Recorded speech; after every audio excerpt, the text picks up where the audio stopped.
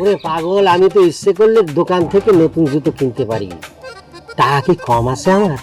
জামাইছি না সারা জীবনে, কিন্তু আমি মায়ায় পড়ে গেছি, জুতাখানের মায়ায় পড়ে গেছি। মায়া? কিসের মায়া? ঘটনা হয়েছে কি, আমার মায়ের বয়স যখন 8 তখন জুতা খান কিনেছি। এখন মায়ের বয়স হলো 16।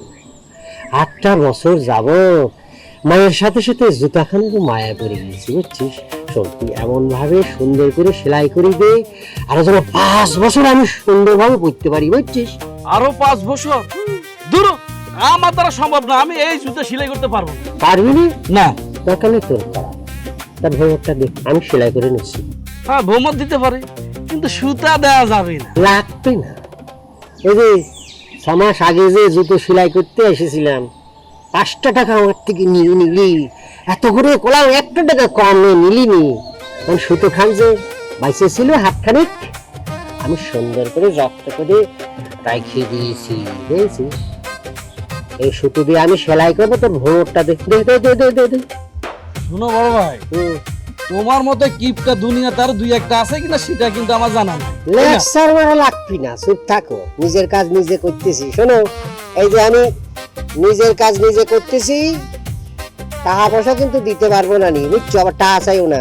তুই যদি সিরা জুতা নিয়ে আসি, তাহলে আমি নিজে সেলাই করে দিবানি, সভ্যত হয়ে গেল, পাইছি? তোমার টাকা দেওয়া লাগবে না, তোমার জুতা তুমি সেলাই করে যাও তো ভাই।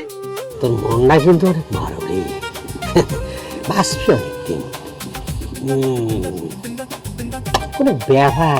আগে সেলাই যখন করাতাম, তোর বাপ যখন ছিল, তোর গেদা ছিল, 1 আনা দিয়ে সেলাই করতাম, তা এখন তুই নিচ্ছিস কত? 4 টাকা, 5 টাকা, 6 টাকা।